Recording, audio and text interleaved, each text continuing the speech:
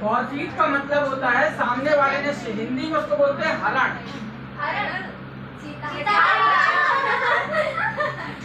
हरण का मतलब है कि सामने वाले के जो शेयर है उसने जब पेमेंट नहीं की तो हमने उसका जो शेयर नंबर होता है वो कैंसिल कर दिया, तो उस शेयर की वैल्यू हो गई 0।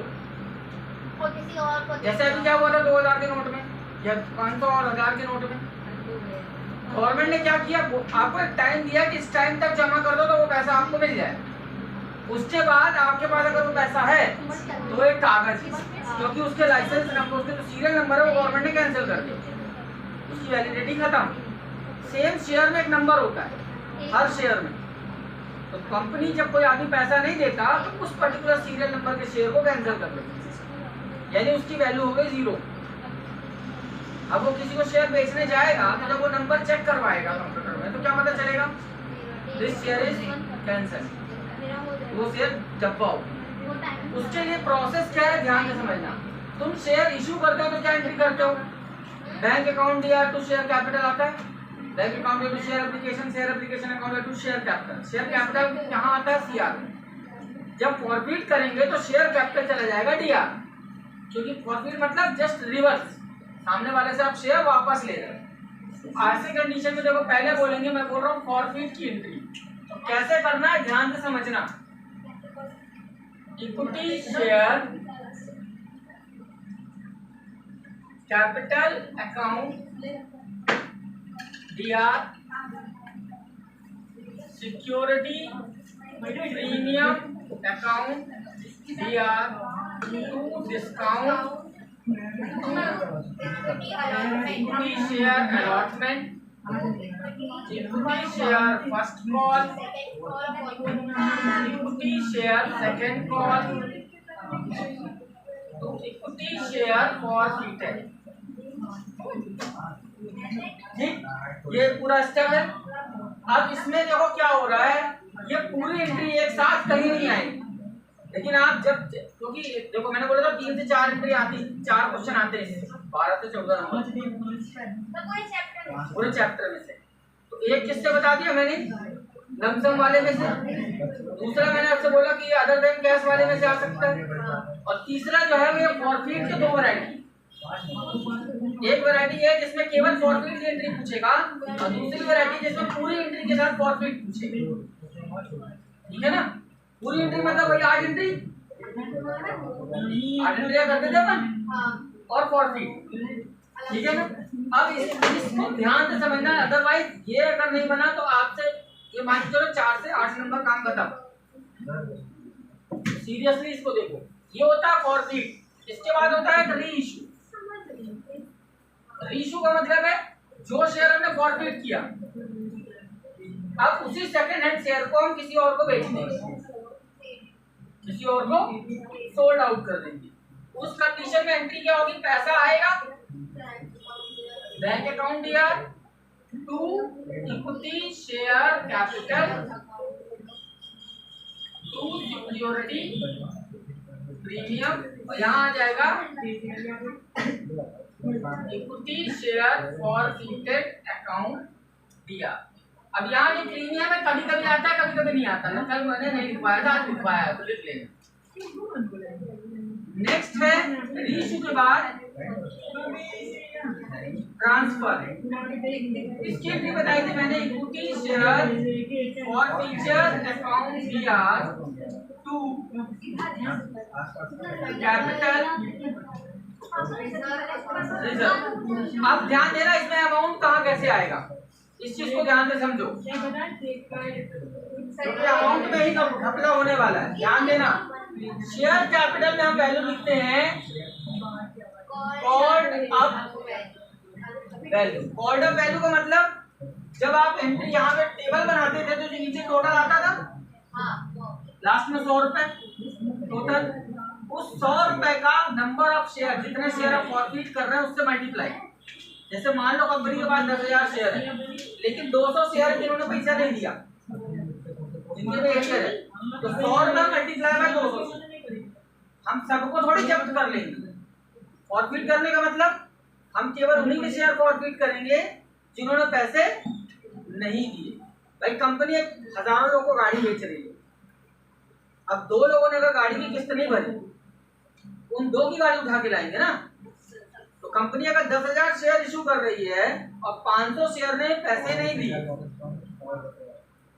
500 शेयर ने पैसे नहीं दिए, तो 500 शेयर का 100 रुपए या 10 रुपए जो भी शेयर की वैल्यू है, इससे मल्टीप्लाई करके आप यहाँ लिखिए, that is called value. Security premium में क्या आएगा, ध्यान देना, इफ कॉल इन एरिया, कल मैंने लिखवाया था इफ नॉट रिसीव, तो उसमें कंफ्यूजन है। तो प्रीमियम कब लिखना है, जब कॉल इन एरियर हो, अदरवाइज नहीं लिखना, ठीक है ना। डिस्काउंट ऑल कंडीशन में लिखना है, लिखना ही लिखना है, मतलब चाहे मिले चाहे ना मिले। और ये इसके बाद ये तीन नाम जो है ये कब आएंगे, कॉल इन एरियर होगा। और ये क्या है, फॉरफिट डीआर के टोटल से सीआर का टोटल को माइनस करो, ये डीआर का टोटल है और ये पूरा सीआर का टोटल है, इसको माइनस करोगे तो ये वैल्यू मिलेगी। यस या नो, इतना चलेगा। अभी अपन प्रैक्टिस में आएंगे तो चीजें क्लियर होंगी, क्योंकि यही एंट्री बार बार होनी है, ठीक है ना। जैसे स्टार्टिंग में पहले क्वेश्चन को जब मैंने बताया था तो एंट्री में दिक्कत हो रही थी, बाद में आपने सारी एंट्री खुद करना चालू कर, सेम पैटर्न इसमें भी होने वाला है।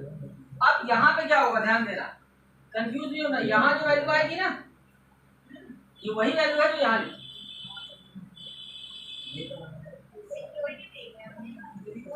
इन दोनों देखो वही नाम लिखा है मैंने नीचे, जो वैल्यू यहाँ आ रही होगी वही वैल्यू यहाँ आने वाली है, ठीक। और यहाँ क्या आने वाला है,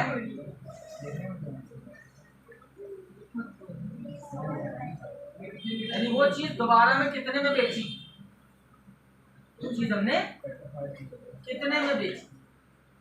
अब मान लो हमने 2000, मैंने आपको कल एग्जांपल दिया था कि 5 लाख की कार थी, सामने वाले ने 3 लाख की किस्त जमा की, आप गाड़ी उठा लाए, अब उस गाड़ी को आपने दोबारा किसी को 1.5 लाख में बेचा, तो गाड़ी थी कितने की,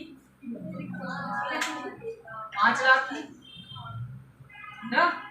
5 लाख में से तुमको मिला कितना, 1.5 लाख, और फिर यहाँ हो चुका है, अब उसको दोबारा बेच रहे हैं, तो 5 लाख की गाड़ी थी, 1.5 लाख रुपए मिले, तो बाकी का 3.5 लाख कहाँ से एडजस्ट होगा, और फिर क्योंकि आपको 3 लाख एक आदमी दे चुका ऑलरेडी,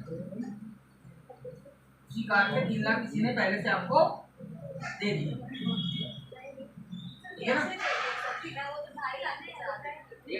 मैंने पहले पूरा सेंटेंस पर सुना, तो तुमने एक कार बंदे को बेची, वो 3 लाख तुमको दे चुका है किस्तों में, अब वो आगे की किस्त नहीं दे रहा, तो उसकी गाड़ी उठा रहा है, तो तुमको पैसे कितने मिल चुके हैं, 3 लाख मिल चुके हैं। तुमने उसी गाड़ी को दोबारा बेचा, अब वो गाड़ी बिकी 1.5 लाख में, तो गाड़ी की कीमत क्या थी, 5 लाख, पैसा कितना मिला, 1.5, 1.5 लाख रुपए, तो 3.5 लाख रुपए कहाँ से एडजस्ट होंगे, जो 3 लाख पहले उससे लिए तो वो, और जो 50,000 बचा वो यहाँ आ जाएगा बीच में डिस्काउंट, क्योंकि आपने उसको डिस्काउंट दिया हुआ, क्यों, क्योंकि सेकेंड हैंड कार जितना मिले उतने मिले। अब मान लो वही गाड़ी 2 लाख में बिकी, तब क्या हुआ, 5 लाख की कार थी, 2 लाख तुमको मिला, 3 लाख पुराना पैसा एडजस्ट करो, क्योंकि तो आपको पैसा मिला है ना, वो कहाँ रखा हुआ है, फॉरवर्ड में रखा हुआ है। अभी मैं यहाँ पे वैल्यू पुट अप करके जब क्वेश्चन में बताऊंगा तो और चीजें क्लियर होगी कि क्यों हो रहा है। ये क्या है, ये वो चीज है जब आपको पैसा बच जाए, यानी आपने, जैसे फॉर एग्जांपल देता हूँ, ध्यान से समझना, वही वाला एग्जांपल, 5 लाख की कार बेची, 3 लाख सामने वाले ने दिया, 2 लाख नहीं दिया, आप गाड़ी उठा लाए, सेम कार को आपने थोड़ा डेंटिंग पेंटिंग किया, तो सही स्टार्ट किया, और आपने उसको दोबारा किसी को 3 लाख में बेचा, 6 लाख में बिकी ना, तो आपको 1 लाख का क्या हुआ, प्रॉफिट, वो प्रॉफिट यहाँ है। इसमें जो वैल्यू आती है वो कैसे आती है, first forfeit minus second forfeit. पहला फॉरफिट कहाँ लिखा है, लिखा है, दूसरा बार फॉरफिट कहाँ लिखा है, इन दोनों को माइनस करोगे ये वैल्यू मिलेगी। अभी जो तुमको क्वेश्चन दिए हुए हैं वो पहले क्वेश्चन इसके दिए हुए हैं, उसके बाद ही नेक्स्ट तीन स्टेप में आपको क्वेश्चन दिया है। पहले स्टेप में ये, दूसरे स्टेप में दोनों मिक्सिंग और तीसरे स्टेप में जो पहले पढ़ा है और ये पूरे की मिक्सिंग। ठीक है ना? तो चलिए स्टार्ट करते हैं। कहाँ तक पहुंचे थे? 30। चलिए ध्यान दीजिए। अब इसमें नोट करना है आपको, ध्यान रखना है क्या, क्वेश्चन दो वैरायटी में मिलेगा। ये बात ध्यान से सुन लो। अगर लिखा है pass the necessary journal entry, चाहे नोट करना हो नोट कर लेना। पास द नेसेसरी जर्नल एंट्री मतलब आपको टेबल बना के पूरी एंट्रियां करनी है। टेबल बना के वो 8 एंट्री और फॉरफीट की एंट्री कंप्लीट। लेकिन अगर लिखा है pass the journal entry of forfeit and reissue, तो इसका मतलब क्या बोल रहा है वो आपसे, केवल ये एंट्री करो, बाकी वो पूरी महाभारत करने की जरूरत, जब वो करने की जरूरत नहीं है तो हम टेबल भी क्यों बनाएंगे। जब हमें फॉरफीट और रीइश्यू करना होगा तो हम कंप्लीट टेबल नहीं बनाएंगे। ठीक है ना? कैसे करेंगे ध्यान से देखना, फिर से बोलूंगा तो नोट कर लेना। चलो ध्यान दो, बताऊंगा ना, फिर से बोलूंगा। देखो क्या लिखा है, Ravi was holding 25 share of 10 each. Ravi के पास कितने शेयर हैं? लास्ट लाइन पढ़ लो पहले, काई की एंट्री बोल रहा है। Give the general entry of recording the forfeit of share. केवल फॉरफीट की एंट्री करनी है। तो जब केवल फॉरफीट की एंट्री करनी होगी, लिख लो आप, जब केवल फॉरफीट की एंट्री करनी है, be prepare short table. When only forfeit entry, we prepare short table. Complete table नहीं बनाएंगे। We prepare short table.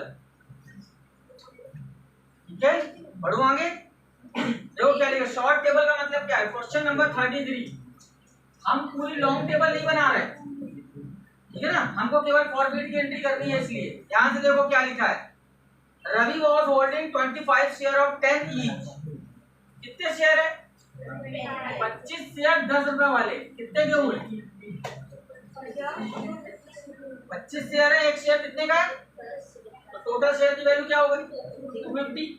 अगली लाइन पढ़ो क्या लिखा है, two on application he paid two on, ध्यान से समझना, एप्लीकेशन 25 शेयर का कितने रुपए है?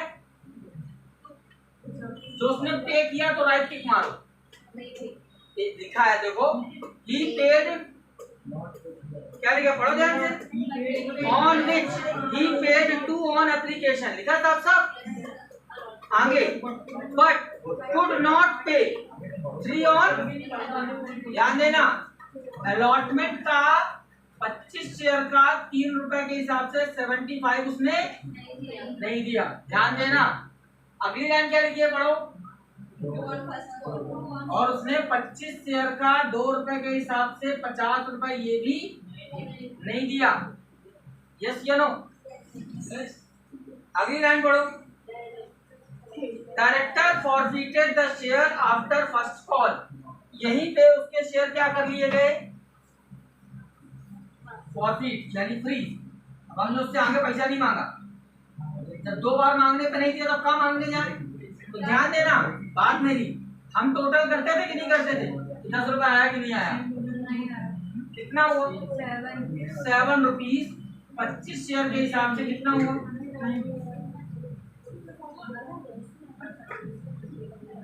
कितना हुआ? 175।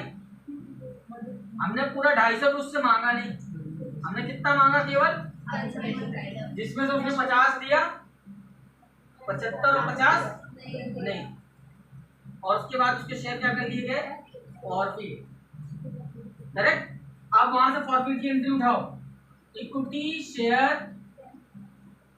कैपिटल अकाउंट दिया, ठीक। प्रीमियम है क्या? देखो इसमें प्रीमियम नहीं है ना, छोड़ देंगे। मेरी बात ध्यान से समझना, कैसे सॉल्व कर रहा हूं मैं। अब आपको वो सामने एक पन्ने में लिख के रख लेना है। तो पेपर तक भी दिमाग में आ जाए। अच्छा वो 8 एंट्री पेपर में लिख के जाओगे, याद हो। यहाँ क्या है, प्रीमियम नहीं मिला, प्रीमियम नहीं है, छोड़ दिया। डिस्काउंट है यहाँ कहीं नहीं, ठीक है। फिर अलॉटमेंट में एरियर है, यहाँ एरियर मतलब पैसा नहीं मिला। अलॉटमेंट में है एरियर, तो मैं लूंगा 2 equity share allotment. First call में एरियर है, इधर फर्स्ट कॉल में एरियर है। एरियर मतलब पैसा नहीं मिला, क्रॉस का निशान है। Equity share first call. Second call है क्या, सेकंड कॉल है नहीं है ना, छोड़ दो। इसके बाद आखिरी लाइन इक्विटी शेयर। अब वैल्यू पुट करना, शेयर कैपिटल में क्या लिखा है, called up value, called up value. कितना पैसा आपने मांगा था, देखो मांगा कितना था, 175। ये इसकी वैल्यू थी। आपने डिमांड कितनी की नीचे आता है ना टोटल, मैंने बोला था जो लास्ट में टोटल आएगा उससे मल्टीप्लाई करना। कितना पैसा मांगा, 175। अलॉटमेंट में कितना है, फर्स्ट कॉल में कितना लिखा है, इसमें कैसे निकालना बताया था, डीआर माइनस डीआर में 175 125 कितना बचा, यस या नो। डीआर का टोटल कितना था 175, सीआर का टोटल 120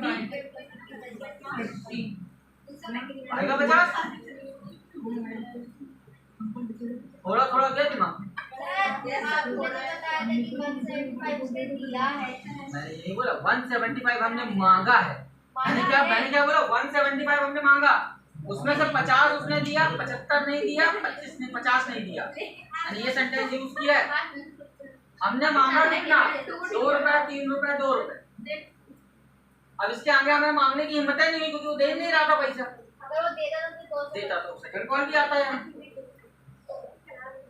अब ये क्वेश्चन में आएगा, चलिए 34 में आइए, क्या बोला है, खत्म। इसका नरेशन क्या होगा, what is narration, being share forfeited. Narration क्या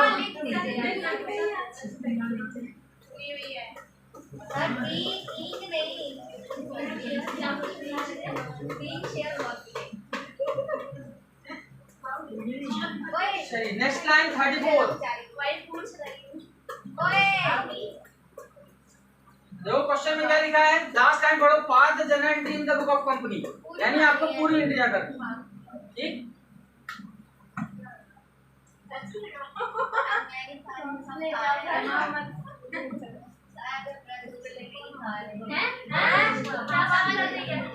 चलो ध्यान दो इधर। Manoj company Indore issued 500 equity share of 100 each. 500 share है, 100 रुपए का एक शेयर। ध्यान देना इधर, बाद में मत बोलना। एप्लीकेशन 30।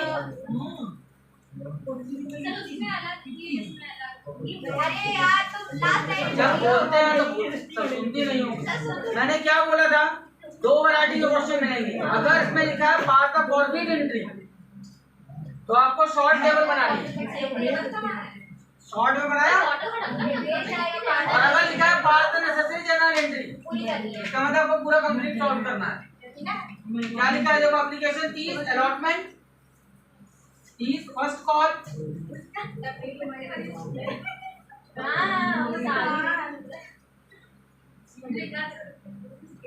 20, second call 20। ध्यान से समझना नहीं तो दिमाग से ऊपर से जाएगा। All money was received except in a case of shareholder Mr. Deepak who took 10 share failed to pay the both call। एक दीपक था, उसके पास 10 शेयर थे, उसने दोनों कॉल का पैसा नहीं दिया। ध्यान दीजिए, 2 कॉल ये हैं, 10 शेयर का। शेयर की वैल्यू क्या थी 20। तो 20 रुपए का ये कितना हो गया, 200 रुपए नहीं मिला, 20 रुपए का ये 200 रुपए आपको नहीं मिला। Any doubt? आप क्या करेंगे? 5 मल्टीप्लाई बाय 30,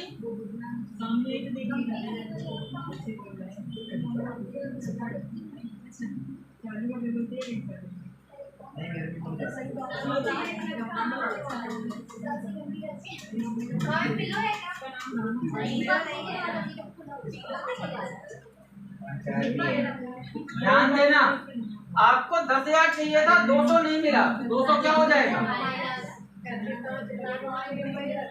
इसका नाम क्या होगा? इसका नाम हो जाएगा कॉल इन।